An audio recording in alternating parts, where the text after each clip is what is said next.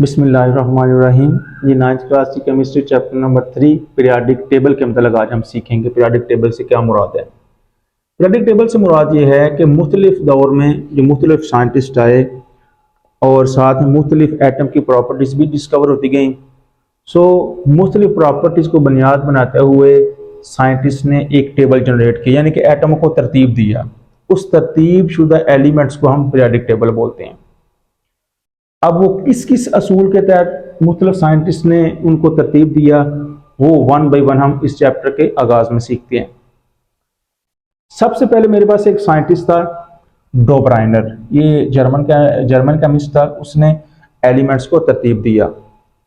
Döbereiner की triads, try का मतलब होता है तीन, यानी कि तीन एलिमेंट उसके पेयर बनाए, तीन एलिमेंट्स की ग्रुप बनाया उन्होंने। यहाँ पे मैंने एक एग्जांपल लिखी है। इस एग्जांपल से पहले यहाँ पे मैं एग्जांपल लेता हूँ। ये 15, 20 और 25 3 डिजिट की एग्जांपल मैंने दी है। अब किस असूल के तहत डोब्राइनर ने तीन एलिमेंट्स का ग्रुप बनाया? डोब्राइनर साहब ने यह किया कि 3 एलिमेंट्स का ऐसा ग्रुप बनाया इसमें पहले और तीसरे एलिमेंट का औसत एटॉमिक मास। औसत कैसे निकालते हैं? दोनों को प्लस करें, डिवाइडेड बाई 2, मतलब 15 + 25 डिवाइडेड बाई 2, वो आंसर क्या आ जाएगा? 20। पहले और तीसरे एलिमेंट का औसत एटॉमिक मास उसके मिडल वाले एलिमेंट के एटॉमिक मास के इक्वल था। ठीक है जी। इस तरह मैंने ये एग्जांपल लिखी है। इस तरह ये भी एग्जांपल है। 5 और 7 का औसत 6 है। ये एक ग्रुप आ गया, एक ग्रुप ये आ गया। अब एक एग्जांपल हमारी बुक में भी दी गई है, ये वाली कैल्शियम, स्ट्रोंशियम और बेरियम की। अब डोब्राइनर ने इन 3 एलिमेंट का एक ग्रुप बनाया जिसमें क्या था? पहले और तीसरे एलिमेंट का औसत एटॉमिक मास उसके सेंटर वाले एलिमेंट के एटॉमिक मास के इक्वल था। ठीक है। मतलब कैल्शियम और बेरियम का औसत एटॉमिक मास निकालेंगे तो वो 88 आएगा, जो किसका है? स्ट्रोंशियम का। इन 3 एलिमेंट को उसने एक ग्रुप बना दिया। क्लियर है जी। लेकिन जो असूल डोब्राइनर ने फॉलो किया था ना, इसके तहत सिर्फ चंद एलिमेंट्स को ही उसने तरतीब दिया। क्यों? क्योंकि जिस असूल के मुताबिक इसने काम किया था वो असूल सब पे फिट ही नहीं हो रहा था। यानी ऐसा नहीं हो रहा था कि सेंटर वाले एलिमेंट का एटॉमिक मास पहले और तीसरे वाले एलिमेंट के औसत एटॉमिक मास के बराबर आए। ये समझ लें कि उसकी टेक्निक फ्लॉप ही रही। लेकिन फिर भी डोब्राइनर ने साइंस में अपना कुछ ना कुछ हिस्सा डाला, जब तक कोई नई रिसर्च नहीं आई थी। अब जो गलतियां डोब्राइनर ने की थी वो दूर की आंख ने एक नया साइंटिस्ट था न्यूलैंड। ये जी एक ब्रिटिश साइंटिस्ट थे न्यूलैंड। उन्होंने जो डोब्राइनर ने गलतियां की थी वो दूर की। न्यूलैंड ने अपनी थ्योरी 1864 में दी। किस तरह जी? Octave law. न्यूलैंड का ऑक्टेव मीन 8। अब न्यूलैंड ने क्या किया? न्यूलैंड ने बजाय 3 ग्रुप बनाने के उसने 8 एलिमेंट का ऐसा ग्रुप बनाया, 8 एलिमेंट का, जिसमें हर 8वें की खसूसियात अपने पहले एलिमेंट की खसूसियात से मिलती थी। यानी कि उनको एटॉमिक मास के लिहाज से तरतीब दिया। और एटॉमिक मास इससे पहले 1860 में एक साइंटिस्ट था कैनिज़ारो, उसने एग्जैक्ट जो to the point atomic mass है वो दरियाफ्त कर चुका था। अब उसी को फॉलो करते हुए न्यूलैंड ने 8 एलिमेंट का ग्रुप बना दिया। किस तरह? जिसमें हर 8वें की खसूसियात अपने पहले एलिमेंट की खसूसियात से मिलती थी। 9वें की दूसरे से, 10वें की तीसरे से, 11वें की चौथे से, एंड सो ऑन।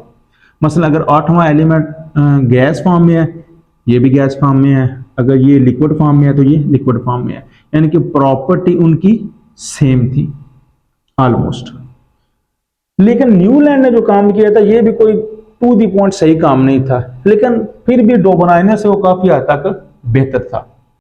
हर 8वें की खसूसियात अपनी पहले की खसूसियात से तो मिलती थी, लेकिन चंद की, जिस तरह ये तो बिल्कुल चंद एलिमेंट्स का ग्रुपिंग की ना, लेकिन इसकी इससे तो बेहतर थी, फिर भी 100% एग्जैक्ट नहीं थी, ठीक नहीं थी। ये काम भी जो न्यूलैंड ने किया, मजीद समझ लें कि एक स्टेप फॉरवर्ड हो गया। तो जो डोब्राइनर ने गलतियां की थी वो गलतियां न्यूलैंड ने काफी हद तक दूर कर दी थी, लेकिन फिर भी बिल्कुल टू द पॉइंट काम ना हुआ। अब इस न्यूलैंड की गलतियों को दूर की एक और साइंटिस्ट था जिसका नाम था जी मेंडेलीव। उसने क्या काम किया था वो सीखते हैं जी। तो नेक्स्ट मेरे पास एक रशियन साइंटिस्ट है मेंडेलीव। उसने एक पीरियाडिक लॉ पेश किया, एक असूल पेश किया। उस असूल को फॉलो करते उसने एक टेबल बनाया। उस टेबल को बोलते हैं जी पीरियाडिक टेबल ऑफ मेंडेलीव, यानी कि मेंडेलीव पीरियाडिक टेबल। यहाँ पे मैंने एक लफ्ज लिखा है पीरियाडिक फंक्शन। पीरियाडिक फंक्शन से मुराद है असूल। केमिस्ट्री की जुबान में असूल को पीरियाडिक फंक्शन बोलेंगे, यानी कि जिस असूल को फॉलो करते हुए मेंडेलीव ने अपना टेबल जनरेट किया, उस असूल को बोलते हैं पीरियाडिक फंक्शन। वो क्या असूल था? वो था एलिमेंट का एटॉमिक मास। यानी क्या किया कि मेंडेलीव ने उस वक्त तक जो एलिमेंट दरियाफ्त हुए थे तो वो तकरीबन 63 एलिमेंट्स दरियाफ्त हो चुके थे। अब उन 63 एलिमेंट्स का टेबल जनरेट किया मेंडेलीव ने। कैसे? उनके एटॉमिक मास के लिहाज से उनको तरतीब दे दी है। यानी जिसका एटॉमिक मास कम था उसको पहले लिखा, जिसका एटॉमिक मास ज्यादा था उसके बाद, एंड सो ऑन। यानी बढ़ते हुए एलिमेंट के एटॉमिक मास के लिहाज से उसने तरतीब दे दिया।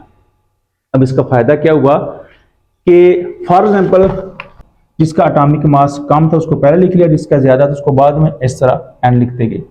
अब क्या किया उसने? जिसका एटॉमिक मास अभी तक दरियाफ्त नहीं हुआ था, यानी कोई ऐसा एलिमेंट था, फॉर एग्जांपल 5 एक ऐसा एलिमेंट था जिसका एटॉमिक मास क्या अभी एलिमेंट भी दरियाफ्त नहीं हुआ था, उसकी जगह खाली छोड़ दी और साथ में ये बता दिया कि मेरे बाद कोई ना कोई एलिमेंट दरियाफ्त होगा, उसका एटॉमिक मास 5 होगा और उसकी मेरे टेबल में जगह ये होगी। सो ये काफी हद तक बेहतरीन पीरियाडिक टेबल था जो मेंडेलीव ने पेश किया था। पीरियाडिक फंक्शन जिस असूल के तहत पीरियाडिक टेबल बनाया गया था। सो इसकी डेफिनेशन हम ये करेंगे, मेंडेलीव का पीरियाडिक फंक्शन बेसिकली उसका एटॉमिक मास था, यानी उसका असूल एटॉमिक मास था। एटॉमिक मास के लिहाज से उसने तरतीब लगाई थी। ठीक है नी? ये तरतीब काफी हद तक बेहतर थी। समझ लें कि केमिस्ट्री में सबसे जो बेहतरीन एलिमेंट्स की तरतीब थी वो मेंडेलीव ने ही लगाई थी। लेकिन उसके बाद एक केमिस्ट्री में और प्रॉपर्टी डिस्कवर हुई जिसका नाम था आइसोटोप्स। आइसोटोप्स क्या थे कि कुछ हमारे पास ऐसे एलिमेंट भी दरियाफ्त हुए जिनका एटॉमिक मास 1 से ज्यादा था। मिसाल के तौर पर हाइड्रोजन की ही बात कर लेते हैं, सिंपल एलिमेंट है, उसके 3 आइसोटोप दरियाफ्त हुए, प्रोटियम, ड्यूट्रियम और ट्रीटियम। अब हाइड्रोजन के ही तीनों आइसोटोप हैं, यानी एलिमेंट हाइड्रोजन ही है। हाइड्रोजन की एग्जांपल ले लेते हैं। हाइड्रोजन के 3 आइसोटोप दरियाफ्त हुए, प्रोटियम, ड्यूट्रियम और ट्रीटियम। अब यहां पे देखें, ये एटॉमिक नंबर तो तीनों का 1-1 है, लेकिन एटॉमिक मास तीनों का अलग है। तो अब मेंडेलीव के पीरियाडिक फंक्शन के मुताबिक इन तीनों में से किसको उसके टेबल में जगह दें, क्योंकि हैं तो तीनों एलिमेंट हाइड्रोजन के ही, लेकिन एटॉमिक मास तीनों को अलग अलग है। सो इस वजह से मेंडेलीव का जो पीरियाडिक टेबल था वो थोड़ा सा कमजोर पड़ गया, और इस कमी को पूरा किया एक साइंटिस्ट था 1913 में, एच मोजले ने। उसने एक नया पीरियाडिक टेबल पेश किया, उसको बोलते हैं मॉडर्न पीरियाडिक टेबल। उसने क्या किया? उसने ये किया कि मेंडेलीव ने एलिमेंट की तरतीब लगाई थी एटॉमिक मास के लिहाज से। अब एच मोजले ने ऐसा किया, एटॉमिक मास की बजाय एटॉमिक नंबर की बुनियाद पर तरतीब लगा दी। अब किसी भी एलिमेंट का एटॉमिक नंबर जो था वो उसकी यूनिक प्रॉपर्टी थी। यानी मसलन आइसोटोप है ना, तो अब आप तीनों देखें तो उनका एटॉमिक नंबर तीनों का 1-1 ही है। तो इसमें कोई कंफ्यूजन नहीं रही थी कि किसको लिखें और किसको ना लिखें, क्योंकि तीनों का सेम था। सो क्या किया एच मोजले ने मॉडर्न पीरियाडिक टेबल में उसका जो पीरियाडिक फंक्शन था, जिस असूल के तहत उसने एलिमेंट्स की तरतीब लगाई थी, वो क्या था? Atomic number. सो हम इसकी डेफिनेशन ये करेंगे कि एच मोजले के मुताबिक मॉडर्न पीरियाडिक टेबल का पीरियाडिक फंक्शन उसका एटॉमिक नंबर था। क्लियर? सो जो आज तक हमारे पास पीरियाडिक टेबल चलता आ रहा है, तकरीबन 1 सदी हो गई है, वो एच मोजले का ही तरतीब दिया गया पीरियाडिक टेबल है जी।